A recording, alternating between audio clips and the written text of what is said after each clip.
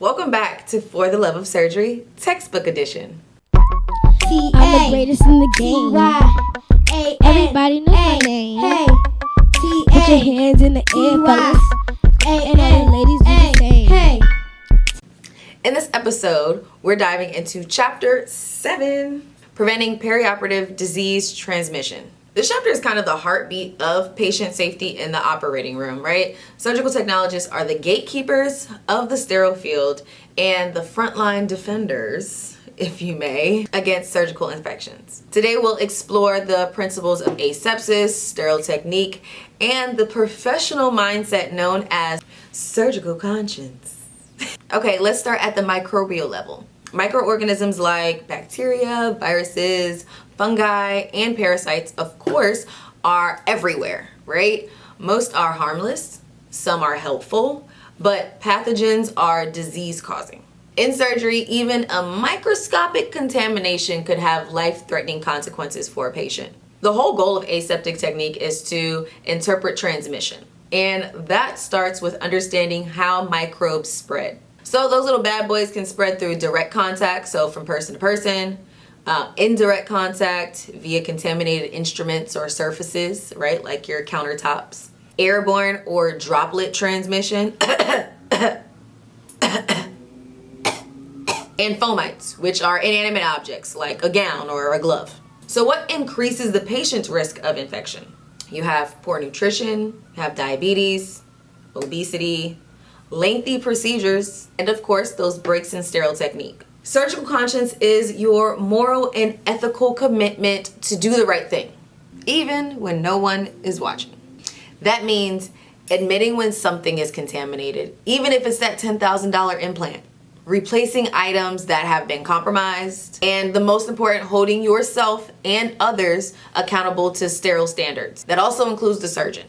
So those core principles of aseptic technique include the sterile field is created for each procedure. Your sterile team members must be appropriately attired. And lastly, movement around the sterile field must not compromise sterility. Mustn't. These aren't just rules, they really are the foundation of a safe surgery. Now, disinfection and sterilization, those eliminate microorganisms from surfaces and instruments, but they're not the same. So disinfection reduces microbial load. Not all pathogens are destroyed, okay?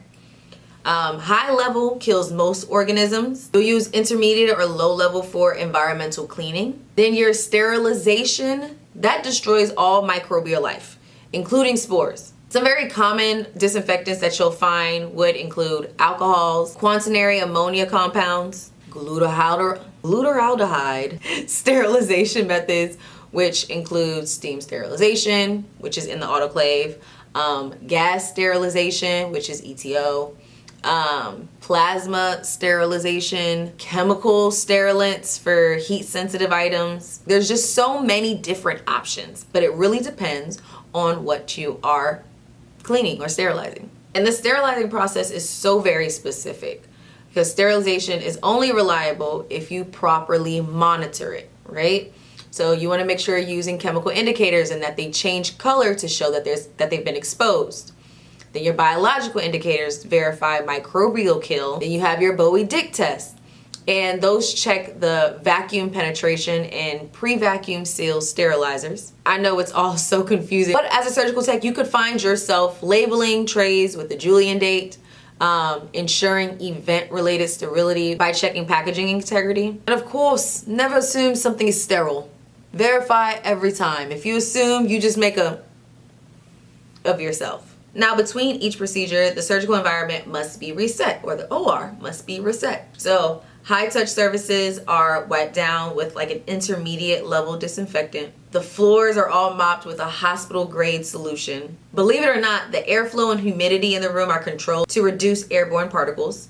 If that environment or that room isn't clean, sterility really doesn't stand a chance, right? AST, or the Association of Surgical Technologists, provides standards that define proper handling of soiled instruments, transportation to the decontamination areas, PPE or personal protective equipment for reprocessing, and of course use of all cleaning materials for said sterile instrumentation and supplies.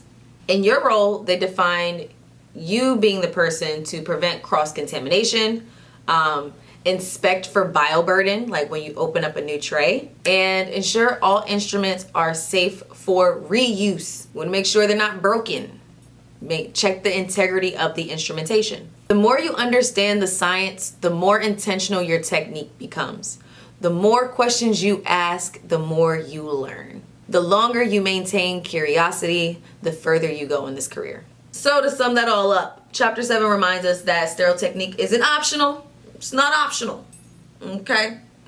It's your professional identity, essentially. Surgical conscience means holding the line when it would be easier to cut corners. We don't do that around here. And it means never ignoring contamination. Never assume something's clean, and always put your patient safeties first. Always, a patient is always first. No slacking, no laziness.